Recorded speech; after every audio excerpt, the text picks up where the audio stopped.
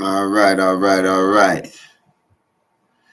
Y'all work with me for a little bit, trying to make sure that I'm live on all networks right now. There we go. All right, y'all. How we doing today? Listen, today I just kind of want to speak on how do we build wealth in our urban black communities. Okay, so this is not doing right. Let's see if that's a little better. What is going on here? There we go. That's my YouTube channel right there. All right. There we go.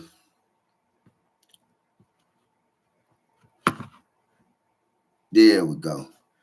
All right. So, how do we gain wealth in our urban communities today? Black communities, so to speak. That would be the subject of today. Y'all just bear with me a little bit. Let me invite some more people into the room. Feel free to invite, who you want to come into the room. I have not an issue with that. I also would like for y'all to know I'm live on YouTube at Prince 40 Benya. And you'll find that under Biblical Truth. Okay. And you can also find me on Facebook under Prince Benya. And I'm live right now on all social sites. And for anybody who's on Facebook or YouTube and you're listening in, you can find me at Prince Benya on Clubhouse. I'm live on all platforms right now. Okay, so today we want to talk about wealth in the community. I'm waiting on my guest to come on board. Mr. Max, he's out of Miami, Florida. He got his own thing going where he does real estate. He really pretty much got his hands in some of everything, and we want to kind of talk to him a little bit about that as well. Me personally, if you ask me, I think the problem that we have is we don't know how to save our money and how to invest our money in the right things, as far as properties, as far as businesses, complexes, etc. I don't think we kind of have that grasp yet, and I think that's what's holding us up. I think it's a lot to do with the fact that we don't know how to get along as a nation and people as well. I think that if we could get along in our own communities and we could, that'd make a big part of it as well. So if y'all bear with me for a little bit, oh yeah, I want to send a shout out to my friends and family. I want to send a shout out to Swan MOBB Production. He's doing his thing out there. I want to send a shout out to my main man Casey, Bob Bell out of Georgia, Patrick Akins, Nate. Much love to you too. I want to send a shout out to all of y'all. So just give me a minute. Let me see if I could get my guests. We seem to be having some kind of difficulties this morning. But let's see if I could get some of these folks on here.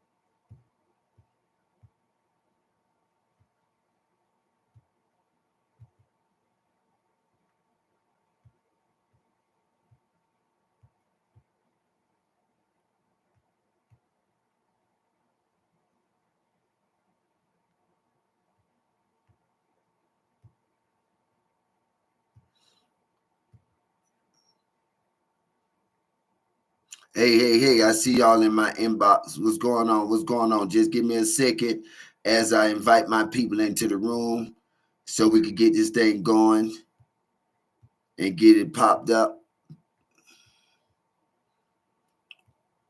I will be answering some questions as well on what you guys think we ought to do in order to gain wealth. What would be the step-by-step process? I don't know. I believe black folks are some of the wealthiest people on the planet. I just think that we don't utilize our money properly. We don't spend our money in the right places. I was talking to some folks the other day on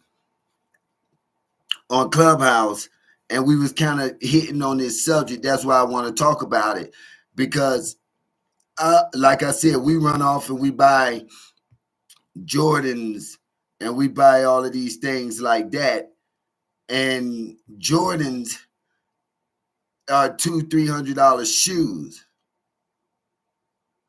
They $200-300 shoes sometimes. And I'm thinking, why support Michael Jordan when Michael Jordan have invested millions and millions of dollars in prisons, locking us up? He makes millions of dollars through his investments in prisons. And I don't understand why we even support that. We got to stop spending our money on nonsense like that. $200-300 pair of shoes. But when I see where I live at right now is I live in a white community. Okay, it's probably about 3 or 4 of us black folks up here. You know what I mean? But I noticed that these people up here don't waste their money like how we do in the black community. When we get money, we blow that money. It's just like when when Trump was giving out them stimulus checks. Nobody, I guarantee you, out of everybody that got a check from the government, you don't see that money nowhere today. Soon as they got that money, they spent that money. They didn't invest their money in nothing. Them Negroes are broke today, back begging. When income taxes come in, right? When income taxes come in, we get that money and we top dogs for about a week and a half. You can't tell us nothing when we get that income tax money. We're not looking to invest that money in something. I'm telling you, one of the best things to invest your money in would be if you in the place, like if you're in the South and you in like Miami, like where I come from, and them types of areas of Georgia, the best way to make money would be a mobile detailing business or car wash, a barbershop, car wash. These are businesses that always flourish. No matter what the economy, how the economy look, you're gonna make money because a lot of people don't want to wash their cars. And in Miami, cars is a big deal. You know what I'm saying? Having cars is a really big deal in Miami, especially with the 22 rims, and they love their cars clean, candy painted down. So that's really a good business. But we get our income tax money and we lose our mind. We like top dogs for like, a week and a half. Then we go back broke. Okay, I'm thinking I see someone trying to get in here. I'm waiting on my guest to come on. Let me see if I could give him a call.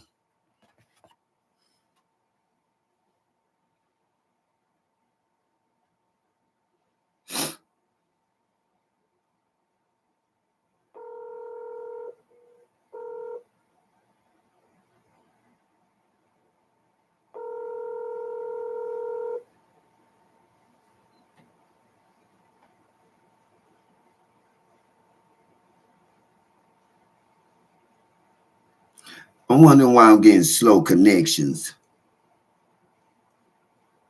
So again, while I try to get my guests on the phone here.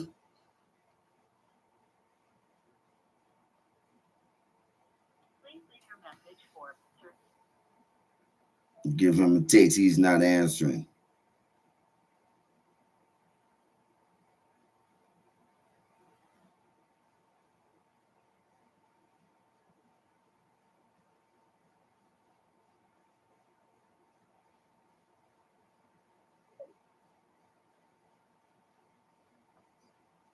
Give my guests a little time. All right. Give my guests a little time to get here. So I think that's kind of the problems that we have in, that we get our money and we spend it. We don't believe in investing in anything. We don't believe in saving in anything. And I think that's kind of our downfall to a certain degree. You understand what I'm saying? So yeah, just to let you guys know some of this work that we're doing up here. I'm trying to start my nonprofit organization called First Aid of Community Mind Building. That's First Aid of Community Mind Building. I'm rewriting my mission, my visions, and my goals. And what we're going to be doing is we're going to be picking up our community. You know what I mean? We're gonna First Aid of Community Mind Building is the organization that we're building where we're gonna be able to bring wealth into the community. I don't believe we need to be waiting on the presidents or anybody else to do that for us, because the more and more we wait on them, you understand, the more and more our communities will never get better. We think Donald Trump or Kamala Harris is the solution. Listen, it doesn't matter who we vote in. They're not going to do anything for the black community or the urban community for that matter. Like I always stated before, every president that we have ever put into office have never done anything for our community. And if you don't believe me, the only thing they did, like Obama did for our community, was to bring Planned Parenthood in it. It's where we could abort our babies. In the black community, you got more Planned Parenthoods and liquor stores and churches than you got anywhere in the world. Because we don't vote these things out. But there's nothing Donald Trump or Kamala Harris is going to do for our communities. We have to do these things. We have to govern our own communities. We can't depend on them to do it. You can't name one president. I say the only one that ever did us some kind of good but with Clinton, and I think Trump did okay. I think Trump did okay because Trump did bring jobs to the black community. We were, especially in the mechanical world. He did bring in jobs and he did drop off some money too. We got money dealing with Trump. That's why black folks like Trump. They know they're going to get paid. They're going to get some money. And these folks like, no, we can't let this dude win. We got to take him out. They trying to kill Donald Trump right now. They don't want Donald Trump in no power. They don't want to give Donald Trump an opportunity to make it back in there. They done gave this man felonies and everything to keep this man out of there. But we can't depend on the government to do anything for us. We got to start putting our money together, drawing up some contracts, bringing our money in together. What is wrong with my connections? Bringing our money together and building up our own communities. Okay, we out of that time of waiting for the president to do it. I see everybody's talking about this election. They running down there to these polls, so that they can vote. I hear people talking about voting all the time, especially black people. Black people is more into this voting thing than I see the white world is. Black folks is really, really into this voting thing. But what y'all don't understand is, as much as you vote these people in, let's see if they gonna do anything for your community. Let's see if they gonna clean the streets up. Cause where I'm living at right now, you can walk up and down the street, you'll rarely see a piece of paper on the ground. They keep their streets clean. They pay the city to keep the streets clean. In the black community, it's a wreck. And then, but let me tell you the funny part about it. They say black folk, you would think black people is the ones doing that to the community. But what you don't understand is, no, other people come out and they throw their trash out on our streets. They throw it out the window while they driving. They don't care nothing about our community, but we won't get out there and clean our community, nor will we not enforce the cities to clean up our community. Our voices is also power, especially when we're in numbers. So if we could fix up our communities, we could bring a lot of wealth to our communities. People wouldn't be afraid of coming through our communities. But if you driving through certain parts of Miami, you're not stopping. You're not stopping in Overtown. You're not stopping in the Poker Beans. You're not stopping in Scott Projects.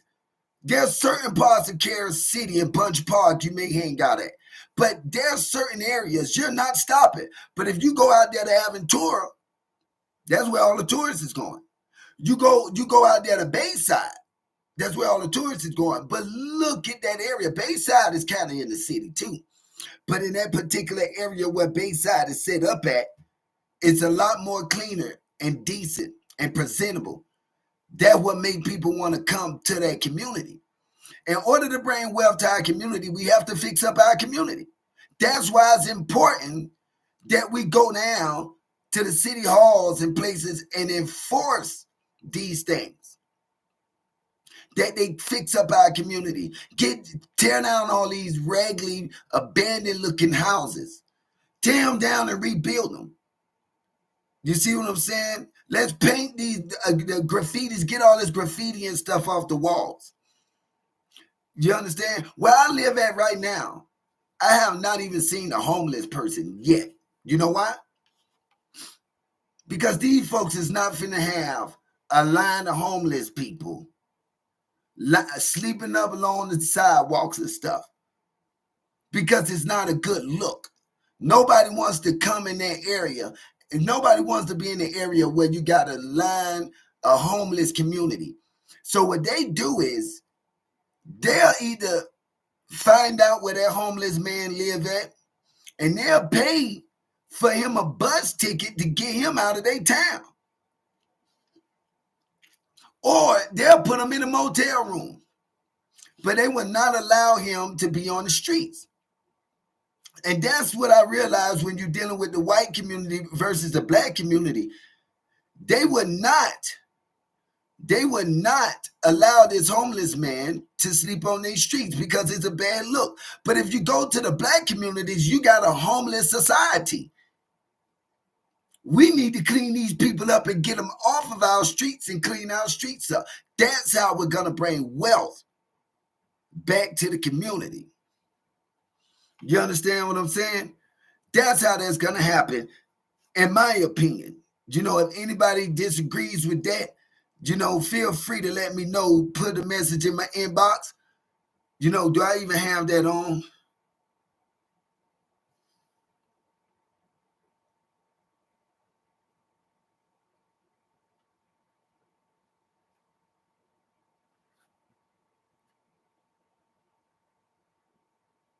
Yeah, I think I do.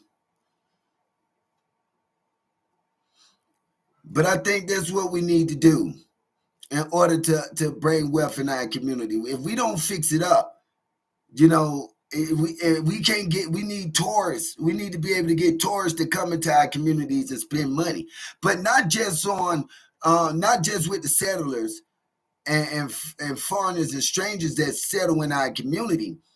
But no, we need to support the black beauty salons, the black barbershops, the black mom and pop stores, the cookout spot on the corner.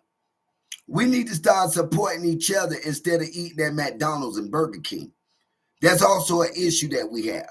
We spend our money in the wrong places. Do you know what I like about the Muslim world, the Muslim society?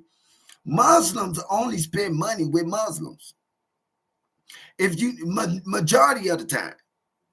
Why you think the Muslim society has wealth? Look at the Nation of Islam, one of the longest black running community of all times. And they're very successful. When I was in Georgia, I used to visit some of the Muslim mosques, if that's the right terminology for that. But I used to visit some of these mosques, and I would see how they had it structured. The way that they got it structured, and when you're dealing with the Muslims, if one of your Muslim brothers have a laundry mat You're not going across town to the Asian people and washing your clothes there. You're going to support your Muslim brothers. That's why the Muslim world is so successful. If a Muslim brother got a restaurant, they're not eating at McDonald's. No, they're not going over there to McDonald's. They're going to support their Muslim brother. And this is the difference, how they're able to be successful. And also you can find that in the Jewish community. If you understand why Jewish people is so successful, they're successful for the simple reason that they keep their money within the circle. You know, before the money go elsewhere, it circulates in their hands at least 5 times before it goes outside of the wall. So they're able to gain wealth that way. But when we get our money, and I'm talking about African Americans here, when we get paid and we get our money, we go outside of our community and go shopping. We go to the mall when we got a brother that got a shoe store on the corner. That's why we're not able to gain wealth. Okay? If you got a brother with a car wash and he owns a car wash, you should not be going to any other car wash, especially not a drive-through car wash. You should support your brother right there in his community. That's how we're going to circulate wealth. That's how we're going to gain wealth. When we shop with one another, when we allow the money to touch our hands 5 times before it disperses out into the world, like every other race and nation of people does. Asian folks the same way. You'll never. How often do you see an Asian man or a Chinese man in a Walmart or a Kroger? How often do you see them shopping in the same shopping stores with us? Every once in a while, you'll see an Asian family in Walmart. Why is that? Because they're going to shop with one another. They're going to spend their money with one another. The only time you find them in Walmart is if they don't have access to what they need because they brother, one of the Asian brothers, have either ran out of the product or his store closed or something like that. Then you'll find them in Walmart. But you'll rarely ever find an Asian family at a laundromat or a Jewish man at a laundromat because they got their own communities, their own laundromats, their own stores and everything, and they only shop and deal with one another. The Hindu people, same thing with them. You know, they don't even eat the same kind of food we eat. They got their own stores and restaurants and stuff where they eat at. You understand what I'm saying? They don't eat and shop where we shop. Why you think they so wealthy? Every other nation has figured this out except us. We have not figured it out yet. You understand what I'm saying? And that's why I think that we don't have enough wealth and have not gained enough wealth in our community today because we don't shop with one another like we ought to. We shouldn't be going outside of our communities to shop with nobody else. We should go to that brother with that used car lot and purchase our cars. But the problem is with black people, we don't do good, honest business. And that's a lot of time what mess us up. We got to be honest. We got to have morals. You understand what I'm saying? We have to. Or we're not going to be successful. We got to deal honestly with one another when it comes down to business. We have to. Or we're not going to be able to be successful. And I understand what a lot of people say. That's the main problem with black people. We don't know how to have or do honest business.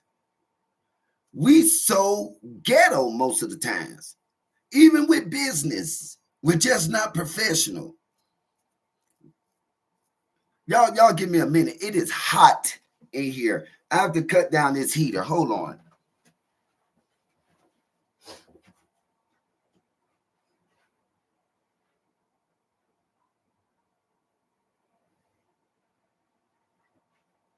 Good God.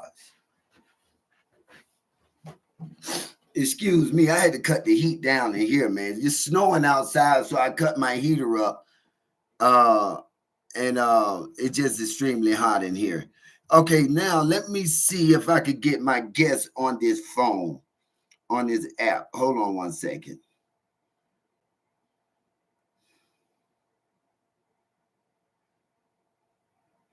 Yeah, I've been talking with him all morning. He knew I was getting ready to go live because I wanted to interview him. And now I can't get the joker to answer the phone.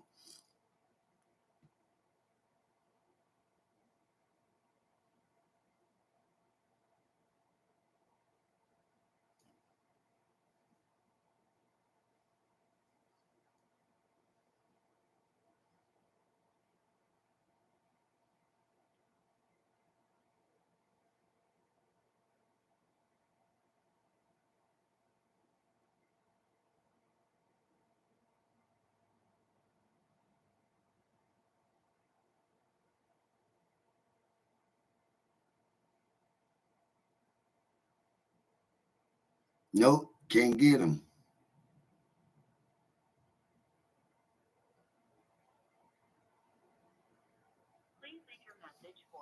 I don't know what he's doing right now. Let me see if I can test this joker again.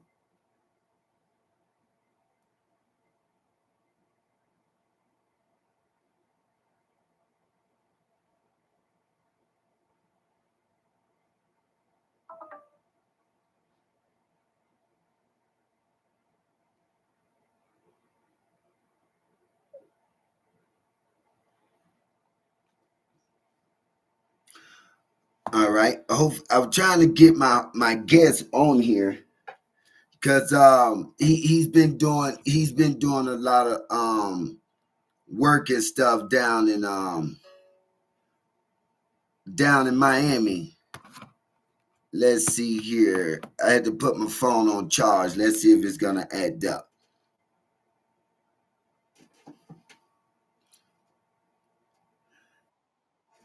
Oh man, everything trying to down me today.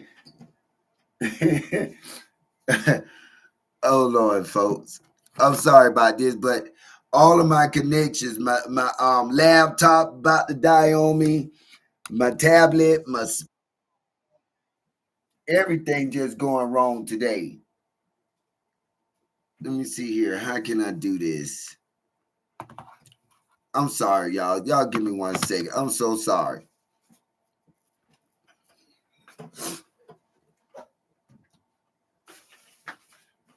Oh man, this is not even gonna work.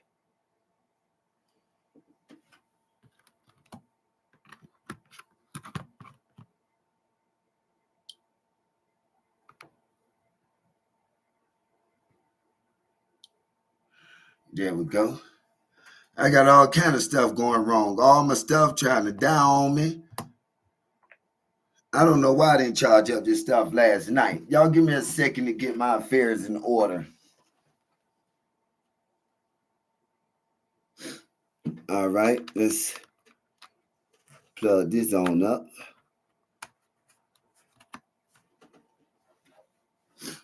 Okay, plug that up to this. All right. No, what is going on?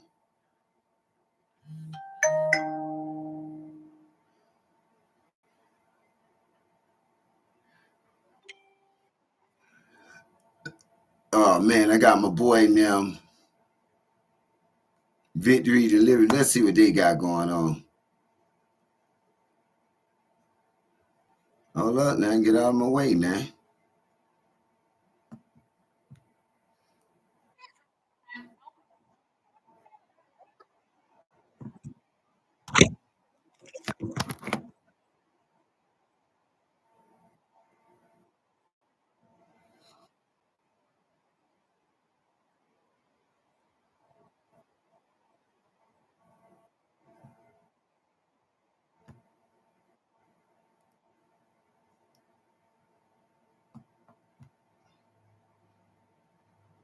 Okay, so they just going live. That's all that is.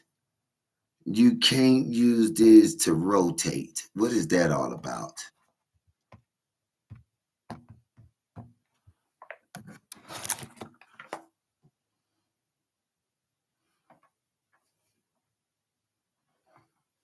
Let's see. Why not? What is going on?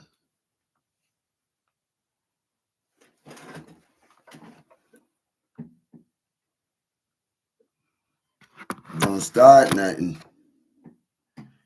All right, so I need to get back to the subject. Y'all forgive me. My stuff is all out of whack. Everything trying to die on me. I got to try to put everything on charge. But yeah, that's how I feel like we're gonna gain wealth in the community. If we could just keep our money in house, stop going out trying to get the 2024 brand new car off a car lot, Toyota, Honda, something like that. When you could purchase that same car from my brother. That's why I'm waiting on Max to get on here, because Max have a car dealership, and I wanted to discuss that with him and see, how that works in the Black community and what kind of support do he get. But it doesn't, I don't know what's going on. I guess he had something come up. But what I'm gonna do is I'm gonna put a link. I'm about to put a link on the my Facebook so y'all could come in. I just posted the link on Facebook so y'all could find me under Prince Benyai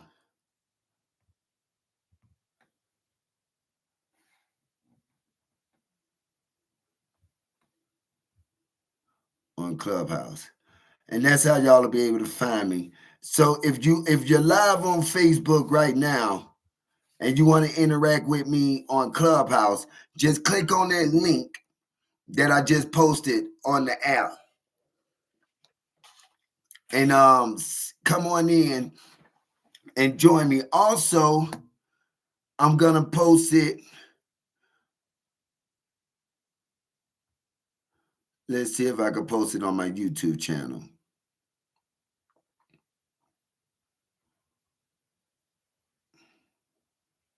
No, it won't let me post it on YouTube. But I'm also live on YouTube, like I stated before. For anybody who wants to come in and chat with me live, then feel free to do so. So yeah, back to the subject at hand. So I've noticed in every other community how they do these things, and I know this for a fact because I used to work for my buddy of mine's, Ralph Ethernet. And I probably done said your name wrong. Matter of fact, shout out to Ralph. I haven't heard from you for a minute, Ralph. You need to reach out to your boy. So I haven't heard. So Ralph is a Haitian brother that owned a Jewish bakery.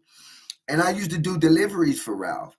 And when I went into the side, when I used to drop off the bread and cookies and snacks and stuff to the Jewish community, I would notice, wow, they had communities inside of our communities. I mean, they had walls put up. And you would think that it's just maybe a apartment complex on the other side of these walls, and you would have no idea that it's a whole Jewish community within these walls. If you don't believe me, and you in Miami, Florida, find a Jewish community. You can mostly find them. They over there by North Miami Beach Senior High, JFK. That's a lot of that is Jewish community over there. Going towards the mall, down on that other side. All in that area is a Jewish community. They have their schools inside of these communities, laundromats, restaurant, grocery stores inside of these walls. So they don't have to come outside of these walls to spend any money. That's how they able to gain wealth. So whatever they need, they have right there. So if your neighbor owns a corner store and you own a laundromat. You buying groceries from him and he's washing his clothes from you. So the money is just exchanging hand to hand within that community. And the only time that money may come outside of that community is when they need gas. That's the only time they may spend outside of that community. But that money touches their hand 5 or 6 times before it come outside of these walls. That's why they're so successful. That's why they're able to grow. That you got Haitians. Haitians will come over here and people that come from other islands or whatever. I know Haitians and Jamaicans and Bahamians, and one of my baby mothers is from Trinidad, and her father is big on this. They'll come here and buy stuff and go back and sell it for triple the amount of money back home. Because the people back home wants these things that we have in America, like cell phones. They could come over here and buy and go to Walmart and buy $39, $40 cell phones and take it back over there and sell it for $200. And that's how they're able to flip their money. Mexicans will come over here, buy things, and they'll come over here and they'll all live in one house together. And we'll laugh at these Mexicans, talking about, man, look, it's 12 Mexicans living in one house.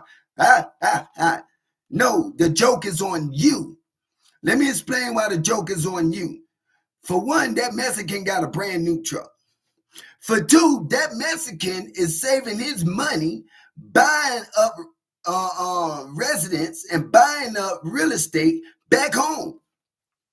They're taking the money they're making here and opening up businesses back home where they're able to flourish back home. So really the joke is on you, on us. While we laughing at the so-called Mexican man, they got a strategy plan that's actually working.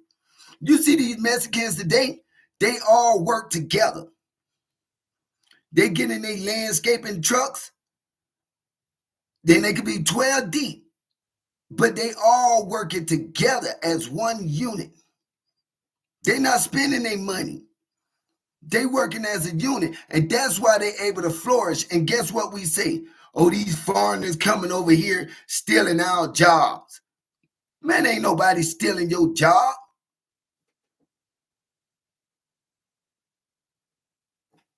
Okay, you say bring them on camera.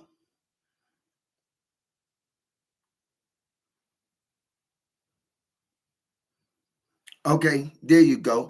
But yeah, Mexicans and stuff is not stealing our jobs. We don't want the jobs. We can't fault them for anything. Let me tell you something like this. Black people don't want to work for minimum wage. They don't. Okay, I understand. They don't want to work for minimum wage. But the Mexicans would come over here and they would work for minimum wage. And then they would take that very same money and then invest in stuff at home. And we'll say to we as black people, and I'm speaking about myself and for what I hear black people say, we done got into this white man's terminology about foreigners coming over here taking our jobs. We need to get out of that mind state. They're not taking nothing. Shalom, brother. Shalom. Yeah, they're not taking nothing from us. We don't want it. Black people run around here like we owed something when we not owed nothing. Like I stated before, every other nation of people are united.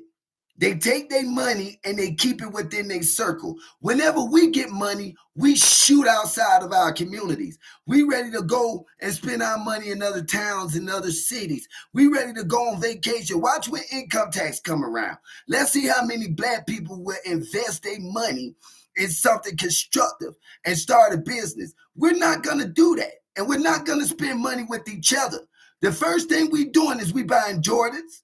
We buying jewelry. We fixing up our cars. We wasting and we blowing our money. And that's why we're not successful. When other cultures get their money, like I told y'all with the Jewish people is not finna run out and buy no $200-$300 Jordans. I don't understand why anybody would buy Jordans when this man is the biggest investors in prisons where we're locked up at. We shouldn't even, but as soon as we get this income tax money, everybody gonna be smelling themselves about a week and a half. Folks gonna be running around like they got it like that. Thinking they all high and mighty. Y'all ever notice how people get when they get a little tax money? How they get big-headed? How they act like they all classy? Let me tell you something. This is a true story. I know these women. I know this one particular woman. Let me tell you something. She's all year round broke as I don't know what. She get her income taxes and she's strolling around like she's top dog, calling herself a princess. Oh, I'm a queen. I don't got no business walking and all of this. She's all high and mighty. About a week and a half later, she would dumb me back down because she was broke again. What did she have to show for it? Absolutely nothing. Not a darn thing. So what I'm explaining to y'all, this is how we're going to build our community. The Muslims got a good idea. If you pay attention to Muslims do shop with each other. We may laugh at them because they out there with them hot suits on and them bow ties passing out newspapers. But they passing out newspapers for their organization. They selling bean pies and stuff for their organization. Muslims is going to go and get their hair cut by another Muslim brother. Muslims is going to go and eat at a restaurant by Muslim brothers. Muslims is going to a Muslim laundromat. Then they keeping their money in house. That's why the Nation of Islam is so wealthy. But us, we have an issue of uniting and bringing in our resources together. We don't know how to do that. It's either that or we refuse altogether. To come into one nation. So I'm still waiting on my guests to come in. And like I stated before, I see I do have a few people tuning in right now. You can also find me. I put a link on my on Facebook, and I'm also live on YouTube, and I'm live on Clubhouse. If you guys want to interact and check me out, I'm also on TikTok. I'm on every social network right now. All right, so I'm really trying to do it. But I really want to interact with my people, and I really want my people to understand why we're not successful. And you know what? We think Donald Trump and Kamala Harris is finna do this for. That is what I see black people talking about so much. Instead of worried about the congressmen that been in power for 50 and 60 years. There's nothing Donald Trump and Kamala Harris is really going to be able to do for us unless we remove these old men out of Congress that's been sitting there for 50 years. And so we could change up some policies. There's nothing that they're going to be able to do for us. And every president I've seen that come into office, that make all these promises to us, if you don't pay attention, they don't do any of it. They don't fulfill anything that they say they're going to do because they could put in a bill, but the bill has to be voted on. Who is the bill voted on by? The same old white men that been in Congress for 50, 60 years. These men making millions of dollars, and these are the policy writers. These are the ones that vote this in, the House of Representatives, the congressmen. These are the ones that really vote this stuff in or out. In fact, I'm gonna be honest with you. Your vote really don't even count. To be honest with you, the only reason why your vote come in handy is if it's a tie between the House of Representatives and these congressmen and all of that. And your vote is just to break that tie. So if it's a tie, they'll go in and they'll look at the vote and see who got the most votes, and that's who they ultimately give that position to. But we already know who's going to be the next president anyway. You understand? So the topic of today, and I'm still waiting on my guest to come on. The topic of the day is building wealth in the black community. And I would like to know what you guys' opinion is on what we need to do to gain wealth in black community. You heard my opinion on the matter. I think that we got to stop spending our money outside the circle. We got mom and pop stores in our communities that we should be supporting. If you from Miami, it's a lot of small time black businesses there, mom and pop business, Jamaican restaurants. Haitian restaurants. You understand? We got our own little laundry mats. We got our little small businesses in the community, but we won't support our own people. That's why we don't have wealth in the community. But every other nation figured it out. Why you think the Muslims and the Hindu people own all the corner stores and gas stations? You know why? Because once they get it, they hire their people. And then they go and they get a grant to open up another store. And guess what they do? They put their relative in that store to run that store. They're not going to hire you. They're going to put their own people there. You understand? Because they get money when they get over here by our government. They get money in order to open up these businesses. And the way that it works is they'll put it in their name for a certain amount of time. And then they'll put one of their relatives over that store and they'll move to another store. Now, this relative gets 5-6 years of free taxes. And he also gets money. And they keep doing that. If you ever notice, you'll never see the same Arabian man in the same store for too long. You eventually see a new owner. And he be like, yes, he's the new owner. You're like, where you come from? Where Mahad at that been here for the last 5 years? Mahad is at another store across town. And he don't relinquish power to his cousin. Now his cousin's on that store. He get 5 years free taxes. And then he gonna move out and put his cousin there or his son or whoever, another 5 years. And that's how they able to grow. That's how they able to do this. And we don't know this stuff because we don't really pay attention to it. So that's my opinion on it. Let's see if Max is ready to come on so we can start this interview. But that is really my opinion on what we could do. James, it's nice for you to join me, man. I appreciate you joining me and checking me out. Hopefully you got the link where you can tune in. And I would like to know your opinion on the matter too. What do you think is the reason why we have no wealth in the Black community? For one, we don't go down to the city board meetings and we don't sit down in them meetings and vote in nothing neither. Because, we could vote things out of our communities.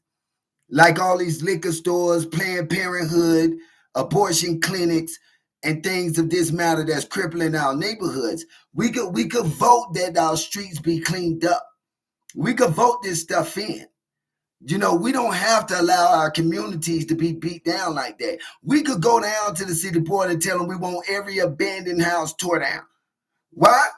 Because you already got tourists coming through your town. They're just not spending no money with you.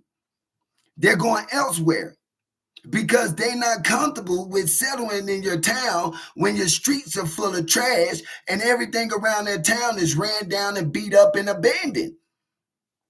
We got to vote these things in. This is how we're going to gain wealth in our community. I've said it. I'll say it again. We have to go and start voting. We have to get people. We got to get the city to clean up our streets, put street lights up so you can see. I was down in Macon. I lived in Macon, Georgia for maybe, I think, 12 years. At nighttime, you can't see nothing. Everything's pitch black. You understand? Everything's pitch black. There's no street light, and the streets are filthy. They're filthy. And that's why we can't grow. And if we could clean up our community, we could get tourists to come in and spend money. If you got Black folks that own stuff, stop going outside of your community. Stay in-house.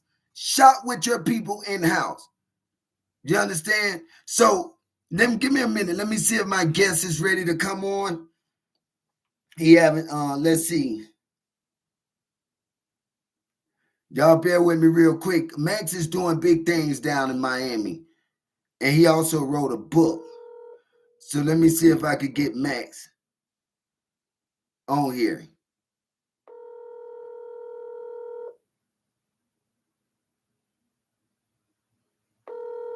Nope. Max still not answering. Let's see here. Because if not, I'm going to have to move on to my next guest.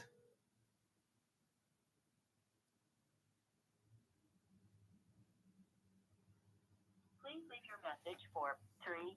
No, Max is not answering. So I'm going to have to move on to my next guest. But see, even black folks, you know we doing this interview today. You know we doing this show today. I can't even get the brother to be on time for the interview today. So let me see if I can move on to my next guest, which they probably sitting up in the church today. You know how black folks is. They love running to these churches on Sunday, knowing these churches ain't doing nothing for them. And the churches is another big part of our problem. The churches is another part of our problem. We rather support these churches, but the churches is not doing nothing for us in our community. The churches is not doing nothing. The churches is taking your money and building their churches up, making it larger. The churches should be taking some of these tithes and offerings you give them and should be buying houses and stuff and rebuilding the community. You know, if the church, instead of expanding a church, imagine how much money they use expanding a church when they could be buying property that's these raggedy properties in our community, tearing them down and rebuilding them and putting their people in these houses. I hold the churches responsible as well. And I think we should all hold the churches responsible. You know what I mean? Because the money that the church collect after they have drained the community, we're not forcing them to do anything with it. What do the church need with a gym? No, buy that land where the park is and fix that park up in the community so we could bring in tourists. The churches is not doing anything. I don't even know why y'all continue to give them the money. Churches is to me, in my opinion, churches is one of the biggest downfalls in the black community. Why do I say that? Because if you look at the black community, we got a church on every corner. Yet the crime rate is getting worse every year. Yet the drugs and prostitution and stuff getting worse every day. How could you have a church on every corner in the community and you got more churches in a black community than you have anywhere else in the world, especially in Macon, Georgia? How could you have the most churches set up in that community, yet the crime rate is getting worse? The homeless rate is getting worse. Prostitution, drugs, all of that stuff is getting worse in the black community where all the churches is. You know what that tells me? That tells me the churches ain't no good to us. They ain't doing nothing. It's just a man, it's just a pimp in a suit. He just coming in there draining your money and draining you dry and putting it in his pocket. Or he fixing up the church. And the reason why people do that, because people want to brag about their church all the time. See, that's the problem. Folks want to brag about their church. But what you don't understand is, it's not your church. It's his church. If it was your church, he could give you a key to the front door where you could come in and go as you want. You ain't got no key to that church. Your name ain't on nothing. Are you giving this man all your money for nothing? And he ain't doing nothing to benefit and clean up your community. You won't even get the churches to come outside the church. You giving them money, they won't even come outside the church to help liberate their people. They stay behind them four walls. They're not coming out there because they don't care about the community. They don't care about bringing wealth to the community. They don't care about you, me, or nobody else. They got their own agenda. They got their own thing that they trying to do. You understand what I'm saying? So they have no care in the world talking about the homeless rate. But let me tell you what the churches will do. They will get up there and they will preach about the things that's going on in the community. And then when they do that, ask them what are they doing about it. Absolutely nothing. They're not doing anything about it. Because to be fair and to be honest, they don't care. They really don't care. So I wouldn't suggest that you gave them bastards anything. Start giving them your money if they can't fix up your community, if they can't do nothing in the community. Preachers get mad at me all the time because I tell them to their face, I'm not giving you my money. For what? For what? You ain't doing nothing. You ain't doing nothing at all. So while I get these folks set up to come in here, if y'all have any questions for me, or you want to know what I think the solution is to the wealth, please post your questions in the inbox. You know, and we could take it from there. I love to go ahead on and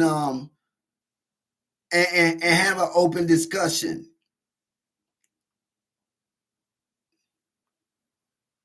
I give you guys a minute to type in your questions. We've been on this show now going on an hour. We've been doing this so far an hour. I don't want to do all the talking. I kind of want to hear everybody's opinion on the matter. Let me know what you think we ought to do. If you want to come on Clubhouse, I post the link already. If you want to join me on Clubhouse where you can ask your questions.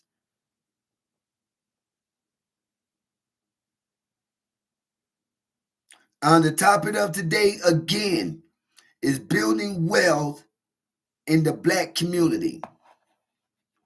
How do we build wealth in the Black community?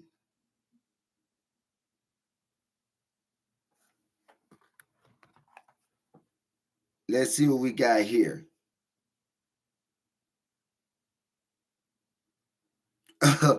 Oh, you say my camera sideways? Yeah, because I'm trying to charge it up, James. James, are you still there? Let me know if you still with me. Post a message. You still there, James?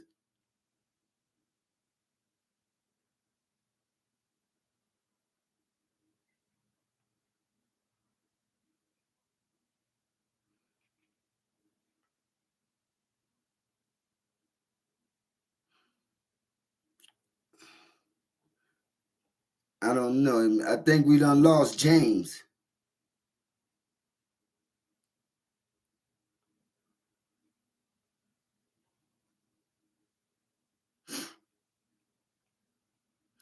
Trying to invite some more people. Y'all give me a second. Let me invite some more people on. Good God Almighty, it's hot in this house.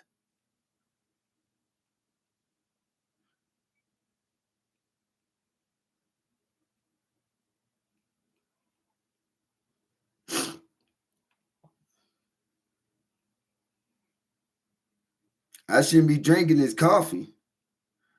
Y'all give me a second. I'm inviting some more people in because I would like to get everybody's opinion on what do you think? I want your opinion on how do we gain wealth.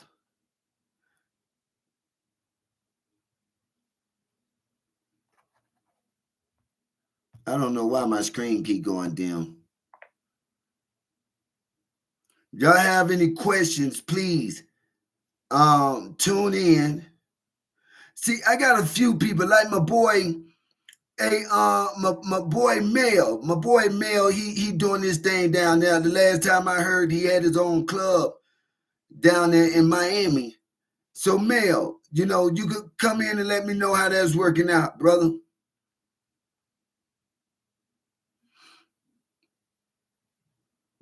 Let's see how much battery I got on this thing here.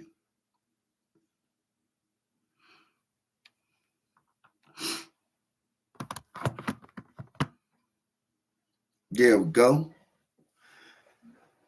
James, are you still with me? James, what do you think is the solution?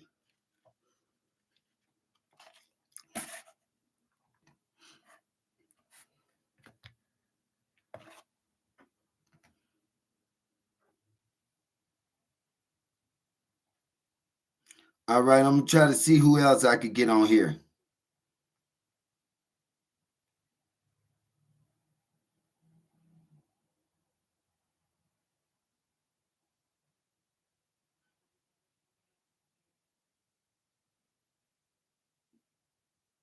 Y'all just bear with me for a minute.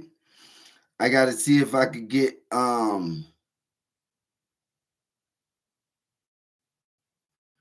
me see if I could get my man Casey on here.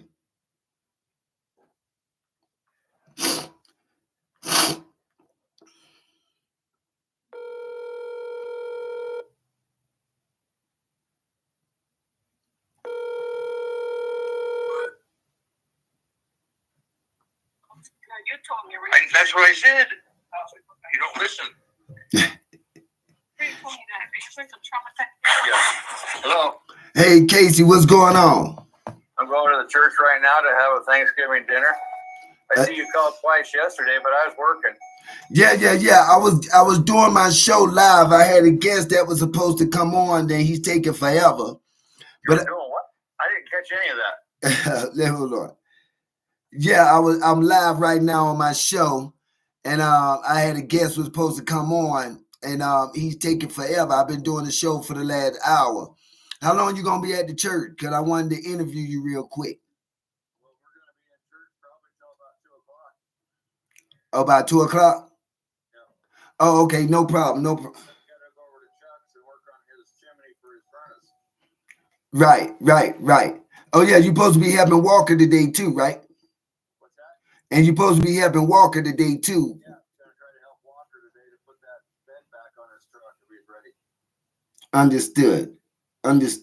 Okay, well, I'm live. So when you get free, just hit me back. I had you on my list today, and I had Max, and I got one other guy. So let me see if anybody gonna show up today. My problem is, like I said before, I'm always doing something. Understood. Yeah, I got you. I understand that. So I'm gonna get his last caller. If I was rich like you and could just sit around and talk on the phone, then that's what Hold on. You say if you're what? I said if I was like you and I was rich and I could just hang out and talk on the phone. Nah, I wish I was rich. Hopefully I get there someday. You must be. You spend a lot of time talking on the phone.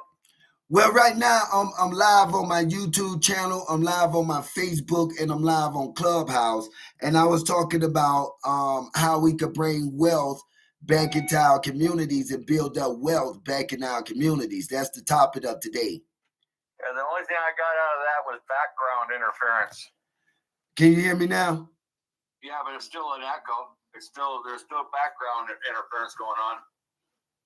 Hold on. I don't think it's because you're in the basement. I think it's, I don't know. What about now? What's that? It's still echoing? It's still got an echo to it. Okay. I'm trying to figure out, because I'm using my other phone right now to talk with you. I had you on speakerphone, but I don't think that's gonna work out. Because you see it's echoing. Huh? Well, it's echoing. It doesn't sound like it's in the building. It sounds like it's in the transmission system.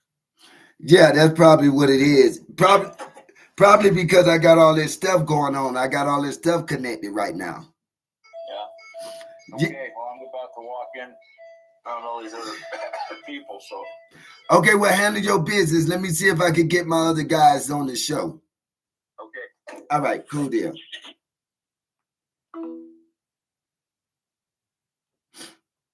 All right. Let's see who we got next. Oh, I know who I'm going to call, people. Let's see if I could get my uncle. He got his own business going on in Macon, Georgia. Let's see if we could get him on the phone and see and get his opinion. Hey, what's going on? What up, nephew? Hey, listen, I'm live right now on my show. And breaking up. Oh man, everybody's saying I'm breaking up. Can you hear me now? I'm listening. What's up? Well, I'm live on my show, and the title of my show is how do we bring wealth back to the Black community?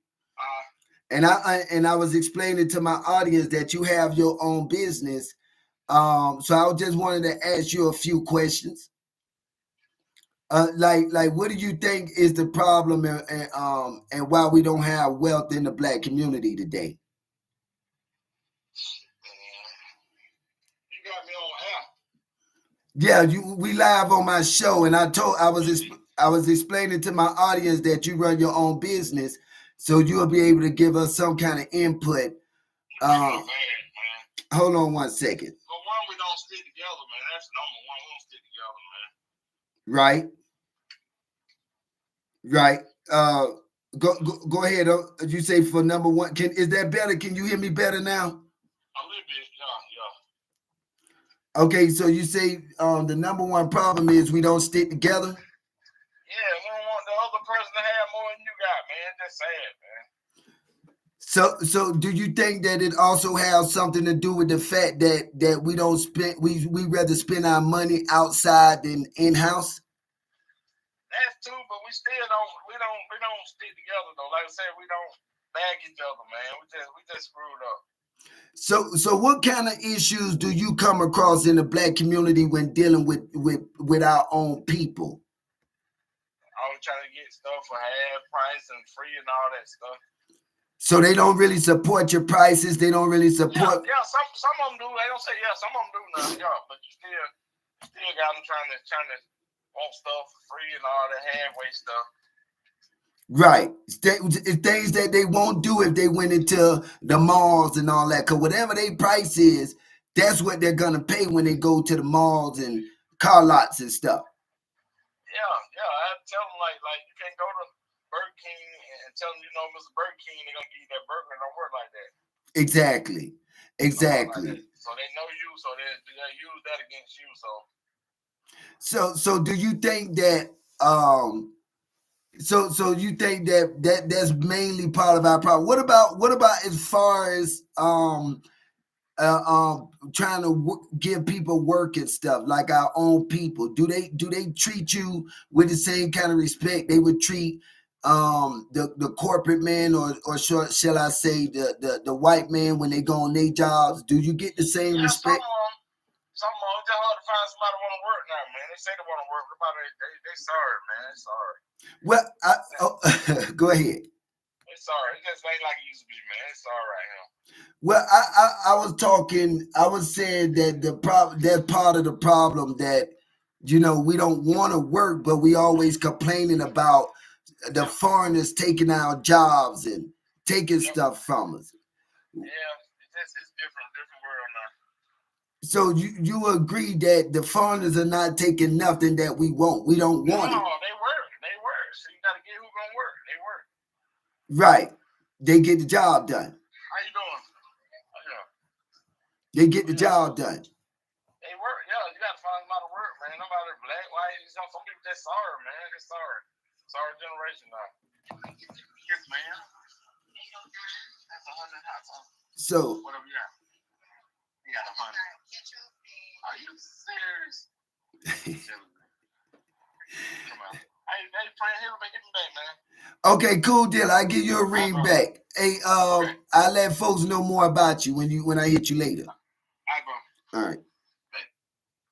Well, that's my uncle. He owns a cleaning business. He owns a cleaning business out there in Macon, Georgia. And you heard what he said. Black people just don't want to work. Hey, Nate. I see Nate done tuned in to check me on that. Hey, I'm live on Facebook, Nate. If you wanna come on in, because I would like to talk to you a little bit more too as well. I would like to talk to you a little bit more as well. Let me see here.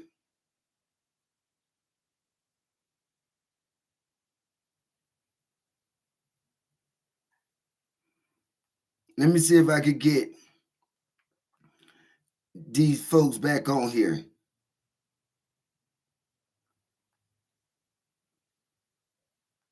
So yeah, Nate, we talking about how to keep the wealth going on in our communities.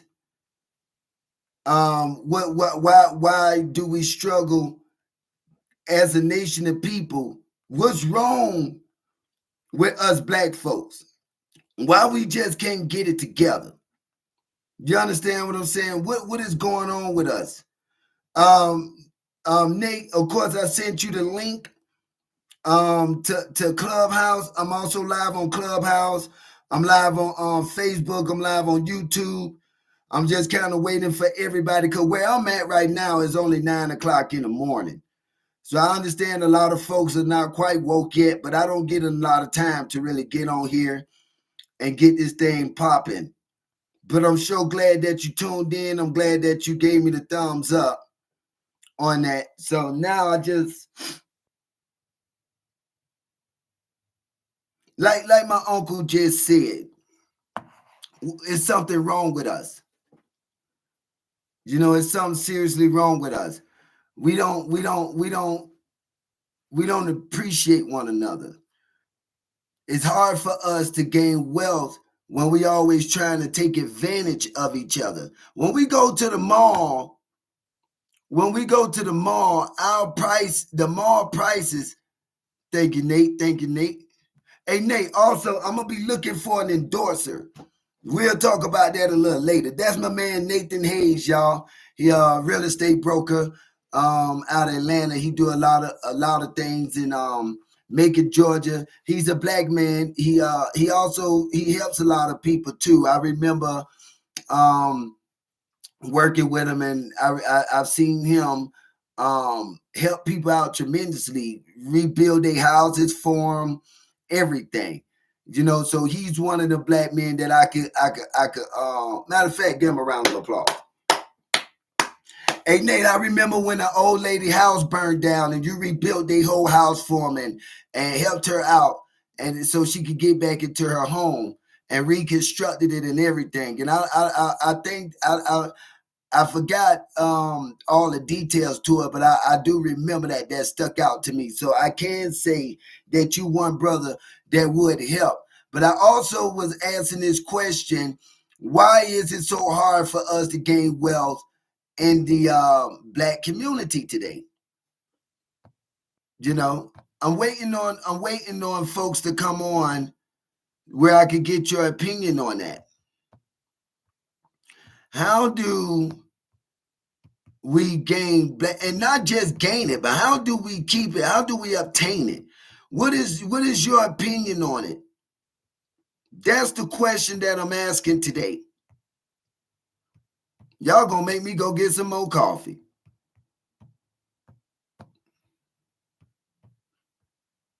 I understand it's a little early.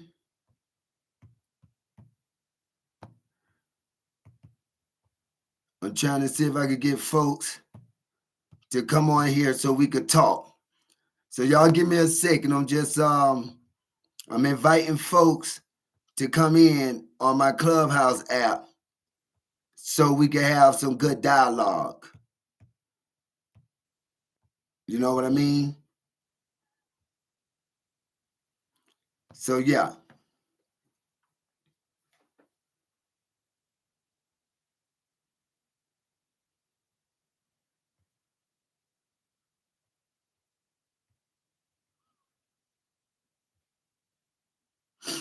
Hey Nate, if you listening, if you tuning in, you know, leave me something in the message box and let me know when it'll be a good time where we can set up this interview.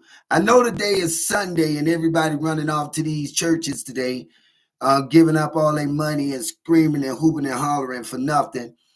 You know, so I know it's gonna be a pretty slow day.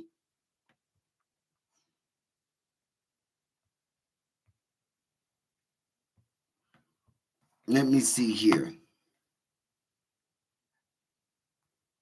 Let's see who else I could get on here. I know a lot of businessmen and businesswomen.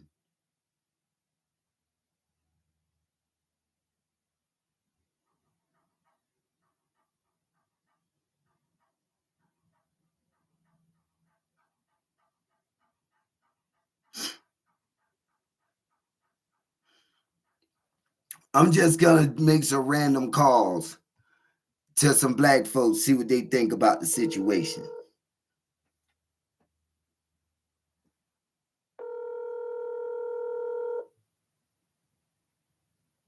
See if I could get my boy D on here.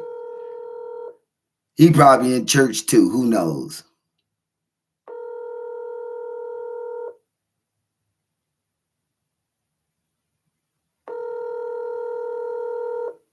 Nah, he's not gonna answer. Hey, D. Hello? Hey, what's going on, man? Hey, what's happening, boy? Hey, listen. I'm doing my show right now about the title of my show is how do we gain black wealth? How do we gain wealth in the black community and what we have to do in order to do that and gain that kind of wealth? What would be your opinion on the matter? How do we gain black wealth? Yeah, how do we gain wealth in the black community? What would you say would be one of the first ways that we could do it? And I could tell you some of the things I mentioned on the show. By the way, just to let you know, I am recording live on the show. I'm not gonna put you on the spot. I'm just asking questions because you're a black man. You also come from the South. You come from Miami. Why do you think we don't have black wealth why do you think we don't have wealth in the black community today? Well, I ain't gonna get on it too much, but one of the main things, the unification thing. Uh-huh. You know that, right? You say the edification thing. Can you elaborate for the audience and break that down for us? Well, I thought you said you got me live. You say what now? You got me live? Yeah, I just wanted your opinion. I was calling a few people because I know you come from the South where I come from, and you come from the black community where I come from. And I just wanted to get your opinion for the sake of my audience so that they could kind of see. Because what I said is we have no unity. And we get money and we rather go outside and go shopping and spend our money amongst each other. Oh, yeah, that's a big deal. We don't, we do throw, we do our well for, just like these holidays just came up. You know what I'm saying? Right.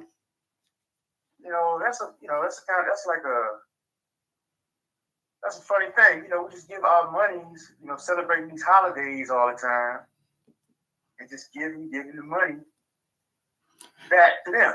Right. You know what I mean? Right. I totally agree. So you thinking when these holidays come up like Christmas and all of that stuff, instead of us running out celebrating somebody else's holidays, we should keep our money in our pockets and invest that money in something else.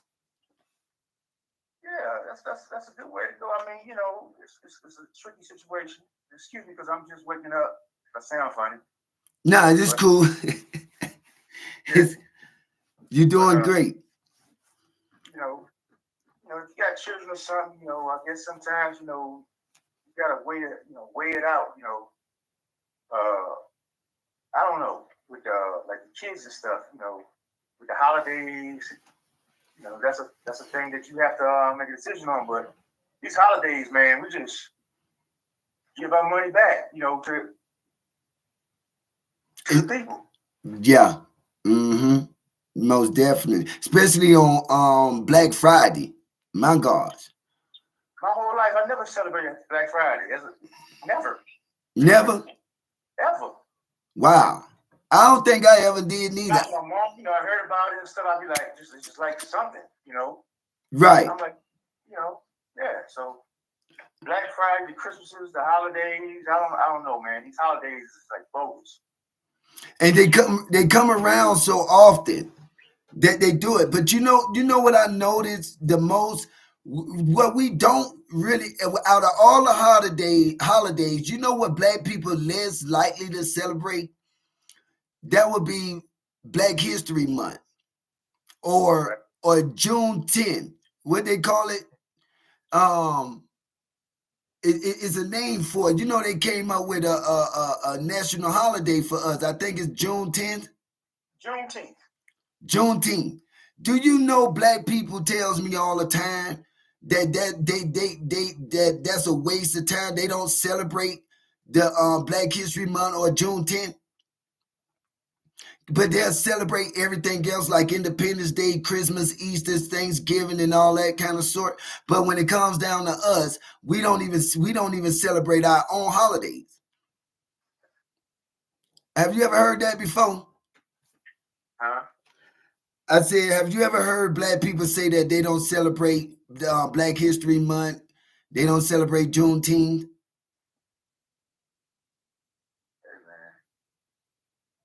But they celebrate Christmas and Thanksgiving and everything else. Do you see where we just kind of mentally jacked up?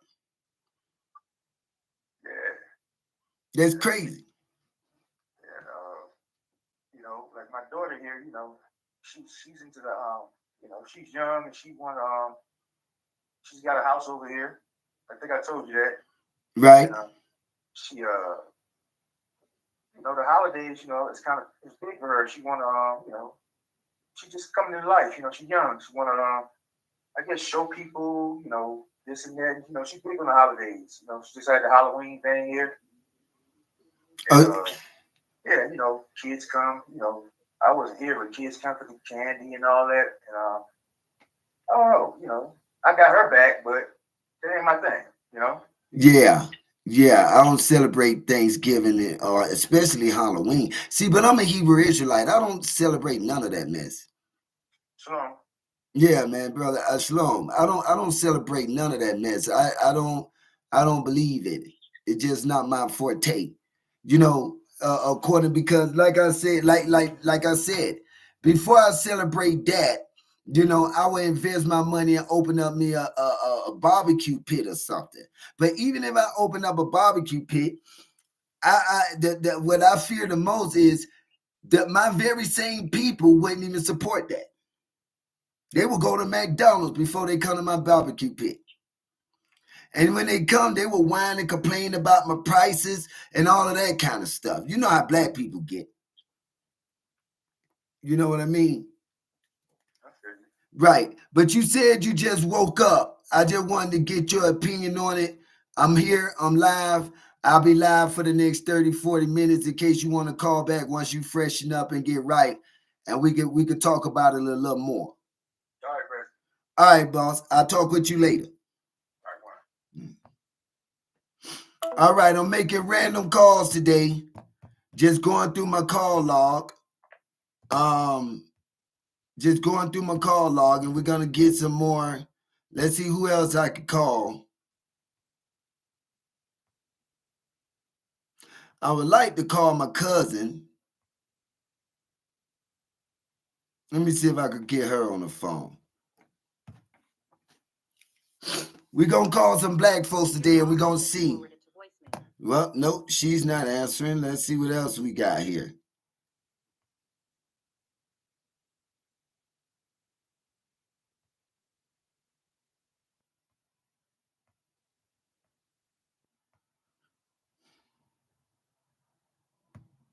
Let's see if I can get my brother. Let me see if I can get some Muslim brothers on here.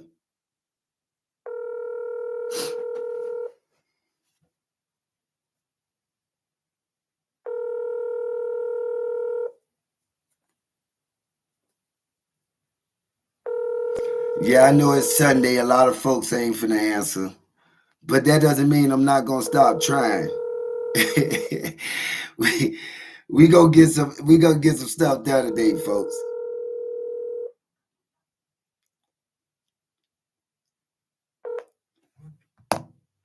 No answer there.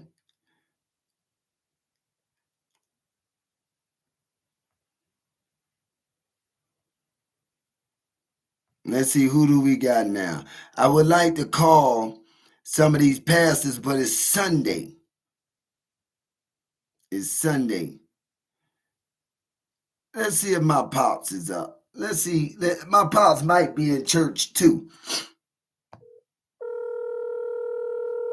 Let's see if he went to church today.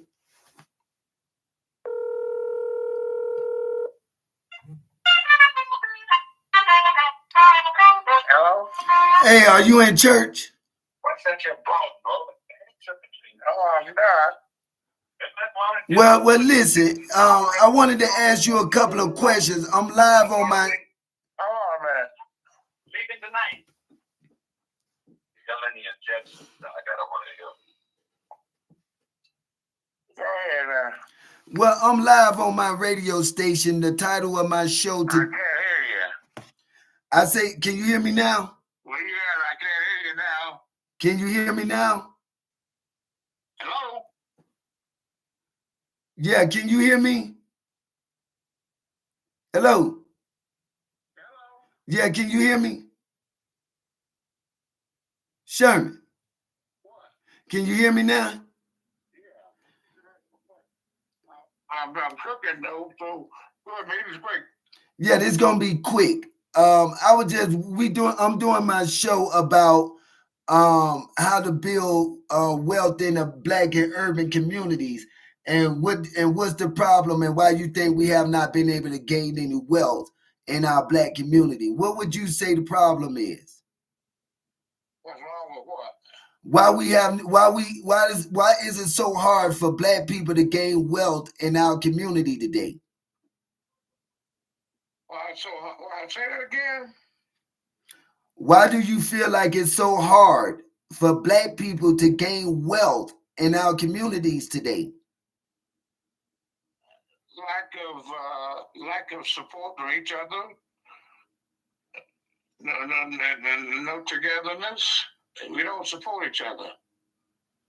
Right? It's like dog eat dog. It's always been like that. It's just like a dog world, huh? Some of them are okay, and some are not. The majority of Black people just don't. They damn, but later for you and all for me. Right. I got mine, and you get yours this damn way. You can't even damn you with nothing. Right. So do you think it will ever be a time where we will be able to come together and gain for wealth in our community? After this world is gone.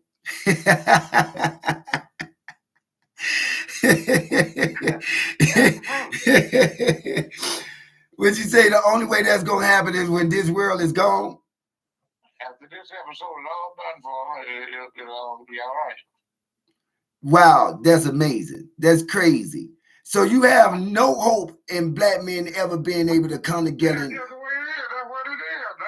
That's not. I'm not trying to be funny. That's what it is. Exactly. Right. Well, do you think with this do you think Trump gonna? And Black folks also have been conditioned to do that. And starting with the slavery time. African people look out for each other. Well, look how the African people in Africa live mostly. They look out for each other. Right. Always like that. Black folks been, how you call it, indoctrinated in this country. Only for you had slaves catching slaves, man. Yes. They call slaves better than the damn slave catchers did. Brought them back to the master. Yeah, they had slaves, beat the slaves. Right. You whoop his ass, I won't whoop yours. You don't do it. Beat him up good, you don't get beat. All kind of corrupt garbage going on. They're all corrupted. So let me ask you this.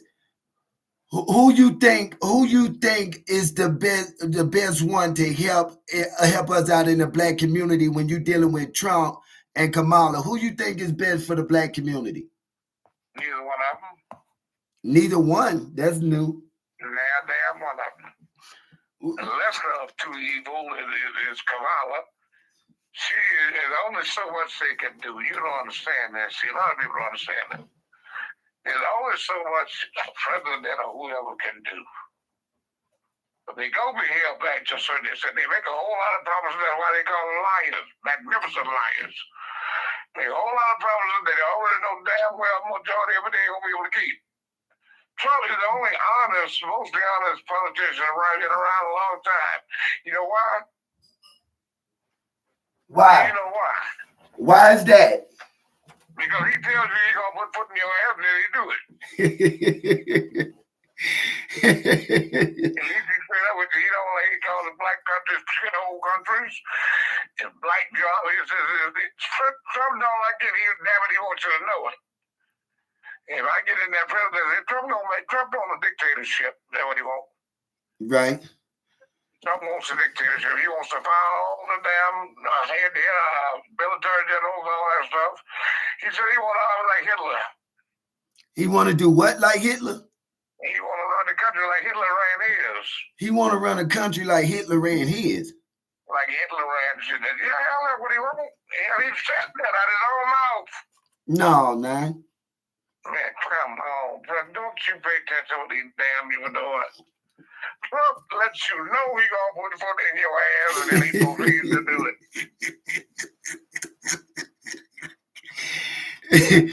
He said he gonna tell you the truth, and he mean what he say. He's Don't. looking to have enough people backing him that feel the same way he do. Right, right. So you think Kamala is reliable though? You know what? They're not deliberately, Prince, because she would do a lot of things that she says she can do if she could. But without the support, 100% support of the people, she's not going to be able to do it. And the GOP going to hold them back. They ain't going to just give a whole lot of shit. Democrats ain't got but so much power. They have control of the Senate now. The Republicans got the House. So there ain't so much they can do. And they get voted down. They kept that filibuster shit, what the hell they call it, where they can have a recount on stuff after it been approved on. You see what I'm saying? So the woman doing what she can. That's the best she can. But all people are good. There are some people like that. But there's only so much they can do. what do you think that she's good? If they have the time, they can't do it so much. Right, right. So you think if she wins, she'll be probably the best choice for the black community? I think she's gonna do her damnedest to keep every promise she made, but she's not gonna be able to do it. You understand what I'm saying? Right, right. Well, you know, some people say Sherman. Some people say she didn't even do nothing when she was vice president. So how can we trust her? A whole lot more. They just don't want to give her credit for it. A lot of the things that she didn't do because they like to have it damn what she tried, just like they did Obama. If you got somebody running blocking out there, and you get a touchdown, you get good ass like linebackers. You ain't going through there. They gonna stop you from getting a damn touchdown. Same thing, maybe the same thing. She trying to accomplish something. They ain't blocking every damn what she trying. How else she gonna accomplish it? Right. You gotta have resources to accomplish something. You gotta have some people backing you. So They think this is basically about democracy. Let me tell you why. First of all, the Democrats and Republicans, regardless, if something is good for the country, they gonna support each other, supposedly. Trump ain't with that shit. It's only if he says it works, that's what he wants. It's called a dictatorship in his eyes. He's just trying to win on the GOP ticket because he don't want to call himself a dictator yet. If he gets back in that damn Oval Office, he gonna get bold as hell because he know that's you can't be only allowed to serve 8 years. He done served 4. He gonna fuck it up a good time when he get back in there, if he do. So let me ask you, do you think if Trump get back in there that the war is gonna stop or it's gonna get worse? It's gonna be some hell going on now. Part of the war thing, I don't know how that's gonna work out exactly. If you talk about replacing all the military generals, and you gonna eliminate the public school system, and that means every damn affirmative action, all that. Trump getting rid of that shit, man. Equal rights amendments, that's gone. He gonna see. Trump is looking to rewrite the whole damn Constitution. You understand me? Really? Is that why? Nobody got no damn rights with him. Not the right to go find your damn head if you want to. Right. So do you think if Trump win, we could possibly be looking at a World War III? A war within this damn country. Trump, in other words, basically what he's saying is, myself, reserve the right to go upside your damn head if you don't do what I say. You're laughing, but it's true. I know it's funny, but it ain't funny. But so this is serious shit, man. You don't know. It's serious. well, I think that I think you think if Trump win, is a possibility they're gonna assassinate Trump. I hope so. You hope so. Damn right. Quickly. And his damn vice president. Take them both out the hell on. so you really think Trump is that big of a threat? No. He's a threat to his damn self. If anything, it's trying to pull his damn brain out. People are not going. People don't only resist change; they fight against it if you're going in the wrong direction. Anything that's going to harm them,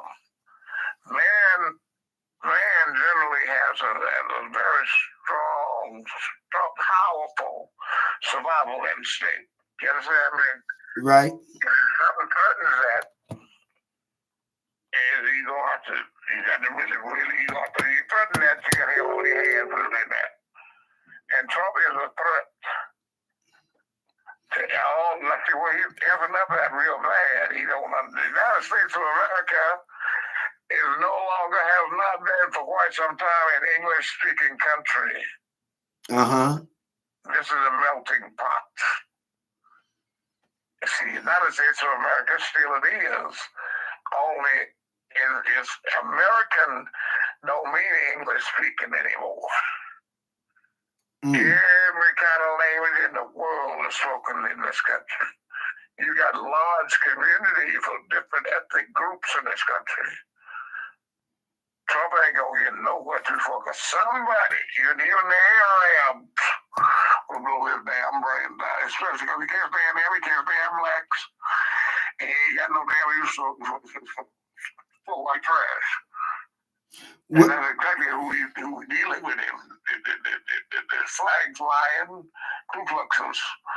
See, Trump is an exalted Grand Dragon. You say he's the Ku Klux damn Klan. You say he a Grand Dragon of the Ku Klux Klan. He's a fucking Klansman, I sorta. He's a Klansman, a Ku Klux. The man of the damn, he's the criminal man. He's the Ku Klux skinhead, Aryan Nation, all them other shit, all mixed up together. Well, you know they say that Trump, even before he became president, did a lot of stuff to help black people. About why not? He did a lot of stuff to help veterans. No, before. He did no damn more for veterans than anybody else did. Let me tell you something. If you oppress veterans too damn much, let me tell you something straight up now. It's too many of them, first of all, and they growing by leaps and bounds. Don't you know if you try to school with the veterans in this country, another dollar. You don't want these people that you done taught how to kill every damn way they is, and they got weapons. You don't want them to not know that.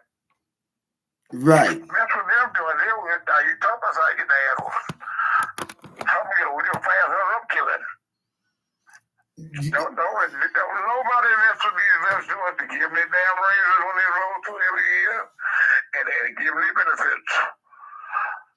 Once they got a wedge on that, they let it go for that shit. That's why the veterans don't wait to hell. Right. When you're hurting them, you're hurting their families. So they're running this country right now. Who you going back? All right, I was that too. I'm your stepfather. Who you going back? Somebody else or me? If somebody trying to fuck me over, what are you going to do you too? Yeah, of course. You see where I'm coming from? Yeah. Therefore, everybody goes against you. You fight a losing battle with the vets because these are fathers and mothers, sons and daughters. All time. You can't win. Not messing with them. Ain't no way there. And that's why they don't talk about the vets a whole lot. They leave us as a separate group. Right. They talk about the vets all here, what they doing for the vets, what they gonna do for the vets. And then what they do is when they say they gonna do something for the vets, they don't joke around about it. They go ahead and do it. Right. First of all, the vets get directly on their ass and not be in there with them mixed with the rest of them. Right. That's why you got veterans organization, like the VFW, which I'm a member of, the DAV, which I am also a member of. And we're ready to raise some hell if it gets necessary. I don't worry about having no weapons on there, which I do have a couple, but then that's not the point. I can deal with the instrument shop, my partners. Right. Everybody, you talk about a revolution, you know, oh my God.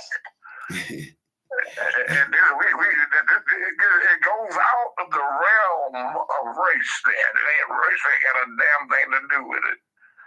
Because all races are veterans. Right. And if you try to oppress that particular group of people, they're gonna throw that oppression back in your face with a foot in your ass right there. I'll tell you right now.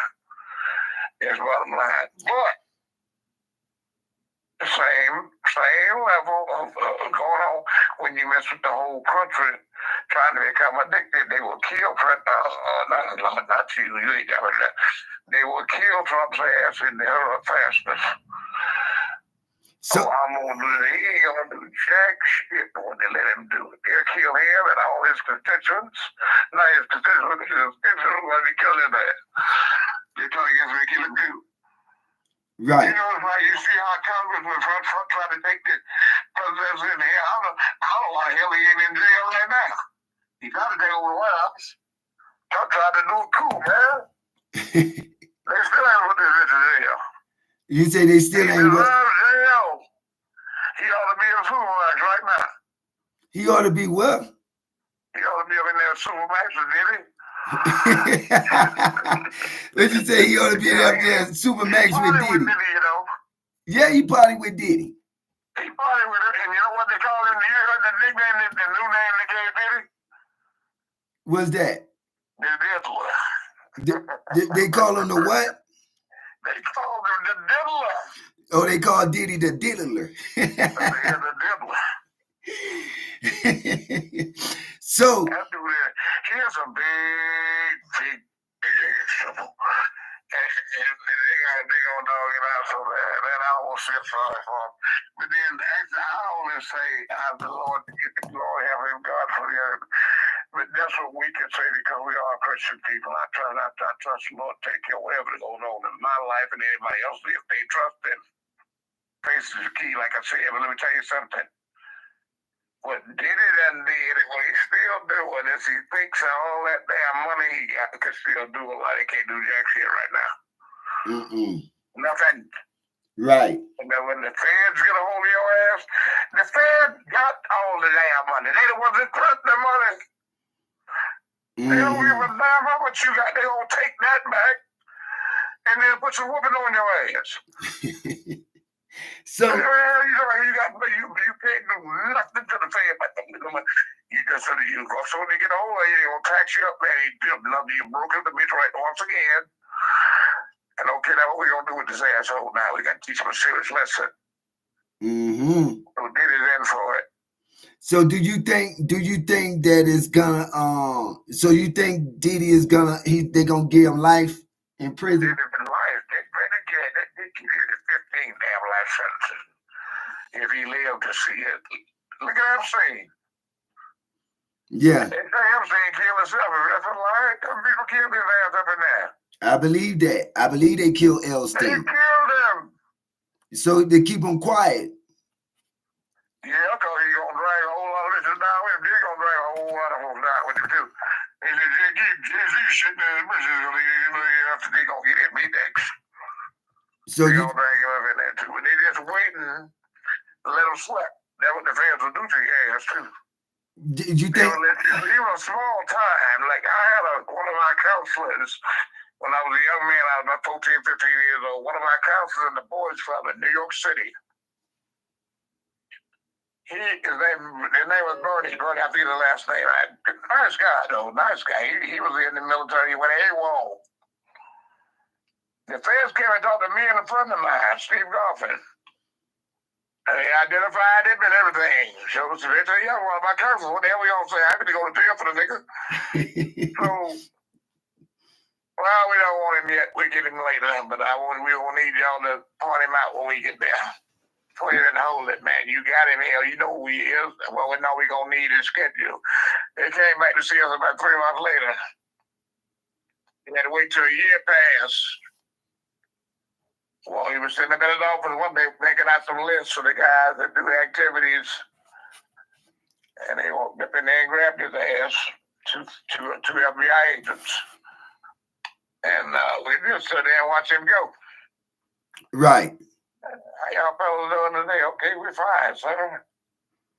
So He walks out there with, I'll see you guys later. I said, well, whatever. They snatched him up, took his ass on, they put him in jail. All he's gonna do is hold him in jail for a little while, not very long. Take him, put him in jail for a few years, and give him dishonorable discharge. right. And that's the worst damn thing you can get. That's called it's like being blacklisted in this country. Worse than being in prison and can't get a job. Because they gonna give you got no benefits, nothing. They gonna want to know that you served in the military. Yes, you got to admit the truth. Or what kind of discharge you get. They gonna want to know that. How do I know? Because they damn where I went, they had me the same thing. Everything I applied for, I'll give you buy a damn car. What? No matter what. They want to know, and you got to tell them the truth. I got all of this charge. And this ain't got a damn thing to do with it. Honorable is enough. Right. Now, the bottom line is one of these presidents and vice presidents that we got now. I don't know nothing about Walls, but I know Walls is going to go along with the lady, and she's cool. Kamala, I personally hope and pray that she did it. I done voted for her already. I hope she gets it. You voting? Nah, I'm staying out of this one. Nah, I don't like that. You know, I voted, you know, I voted every year, but then I started to notice as much as I vote, you know, I don't really. Even if you discuss it with it, you still should vote. I don't know if it's gonna do anything though, because I don't never see. I don't. Well, listen, you got to pay attention to politics in order to find out what's going on. Believe me when I tell you something. You may not want to believe this. It's just stuff I'm telling you. No matter whether you see it, if you don't see it, you think, oh no, that's bull crap. Everything that goes on in the running of this government actually does affect you, believe it or not. You walk in a store and try to buy groceries, the price of groceries affects. Right. Anything, consumerism.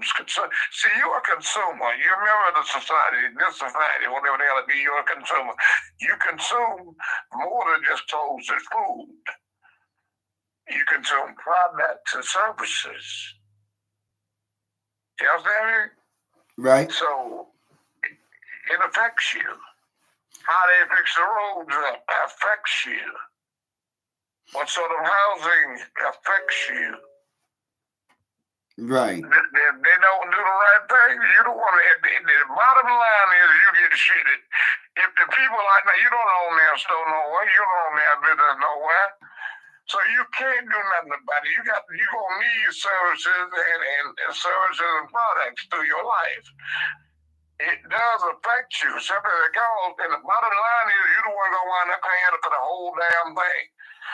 Like when the price gouging or whatever, the bitch gonna make that money, they gonna get money. Who they gonna get it from? They gonna hit the retailer for it. Who the retailer gonna bump off? You. By jacking it. How can you get nobody? You on the bottom of the damn totem pole. Right. When you broke, they just shit it. But they got the money. So what the hell? They good to go. They rich. You just a poor broke ass starving to death. They give a damn about you know. Don't even try to dream that. How many rich ass people you know actually give to charity? None. They got what they call philanthropists. You know what that gets? They get all kinds of big ass tax breaks. They don't give nobody nothing. They just let the government keep what the government just let them give it to somebody else. That's what they were gonna take from them. They gonna slap their ass with some hot dog. Oh, hell, this tax man, I'm out to give it up, but then I'm gonna give it to the damn government. I give it to a charity. Right. You know, charities are tax exempt organizations. Oh, You look. become tax exempt when you give it to them. Hell, you give so much to a charity, they wind up giving the government wind up giving you back money because it went over your tax costs. You dig where I'm coming from? Right. Right. So it's all a game. It's a gimmick. It's all set up, based up, aligned, and organized to fuck me and you over. There ain't no other way around it. Look at it. Look at it. And don't forget one thing, Prince. Please don't forget this. You can't separate it. Every damn thing, even the breath you breathe, because they can stop that too with a bunch of chemicals and shit. Even the air you breathe, you're being taxed for it by man. You get me? Right. I mean, God, they took God out of everything. They told him out of the schools. Hell, God, they don't throw God out of the church. Out the church, yeah, I agree. God is. Throw God out of the church. Let me tell you a little thing here that went on. I saved this and shared it on my Facebook, which I don't. That's all I do on Facebook. I don't post nothing like that. Nothing. Somebody else doesn't post it. It's a good idea. I go ahead and share. All right, now here's an idea. I want to listen to what I'm going to say. This old Western guy, rancher, he was clean and smelling good and everything, but he woke up in the church, nice, up in the uptown type church, had on some worn boots and frayed jeans and shirt and an old hat. But he was clean now. He's clean. He just like everybody just turned their nose up and looked at him. And the preacher came to him while he was in the church and asked him, when you go back out there where you live or whatever, why don't you check with God? Ask God what's the proper attire to wear into this church. I want you to catch it that when I get here.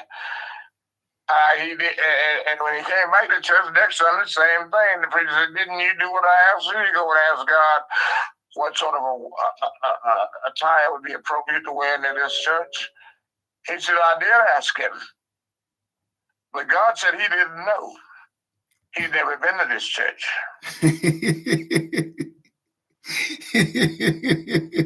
That's pretty good.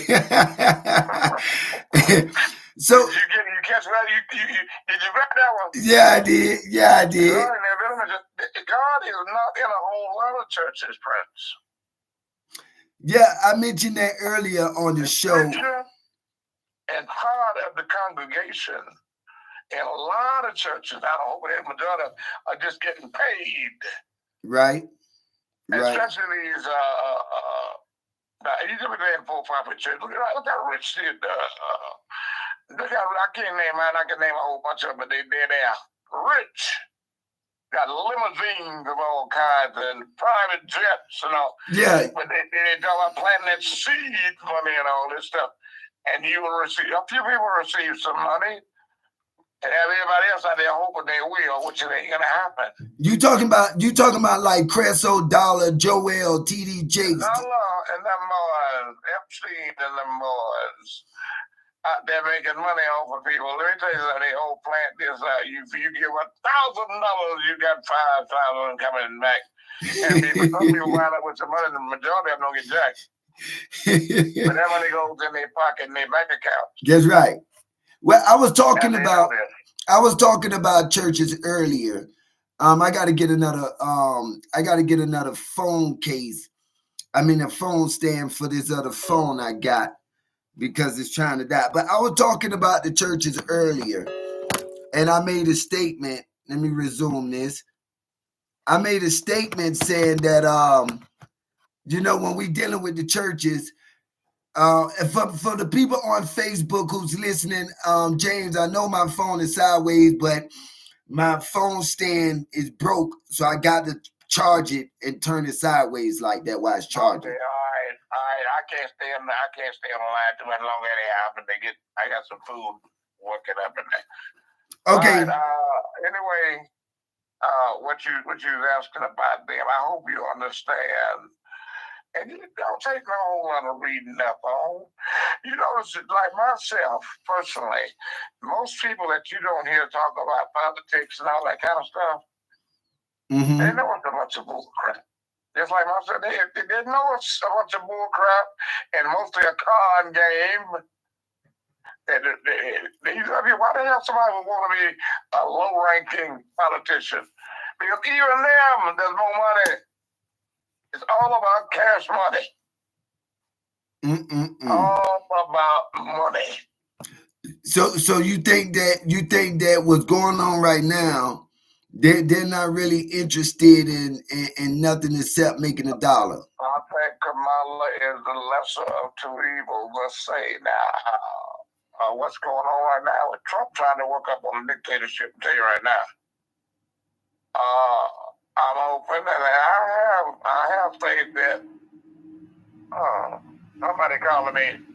Okay, well, I gotta reach them. I gotta reach somebody. I'm gonna get back with you, man. Right away. I got somebody calling me. All right, handle your business. I'll talk with you later. Okay, buddy. All right. Well, that's my pops, y'all. He's a VA veteran. He fought in the war. And he often told me that was one of the biggest mistakes he's ever made in his life, was to fight in that war. And as y'all heard what he said about the churches, I mentioned that earlier as well, about our problems with these churches today and how they ripping us off. Let's see if I could get Max on here now. I don't know how much longer I'm going to go live. Yeah, this thing saying I can't do that. So I'm just going to have to hold the phone in my hand. If y'all have any comments, please leave a comment in the box. Please subscribe to my channel. And you go on YouTube at Prince 40 Binyard. I'll post that in the chat.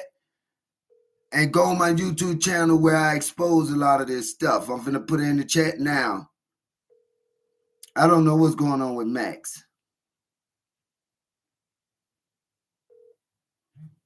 But he's not answering, so.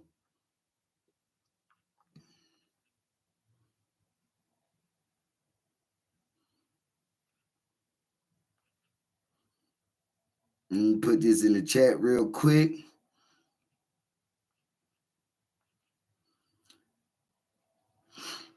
All right, there it is. So that's how you'll find me on YouTube, and it's gonna say Biblical Truth. You just tune in to that.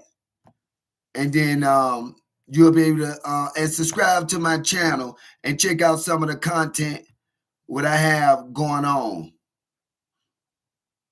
Now let's see.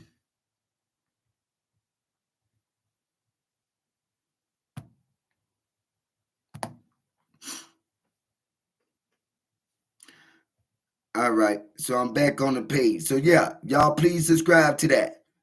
Let me know what you think. All right, so I'm guessing I'm gonna try to see if I could get one more caller on the line. And then I think this is gonna be the last call for today. Let's see here. Because I gotta get out and I gotta set some meetings up and get some things going.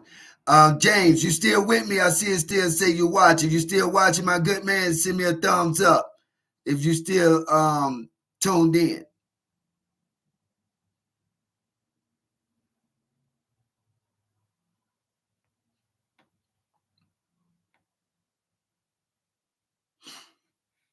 Okay. Let's see what we got here.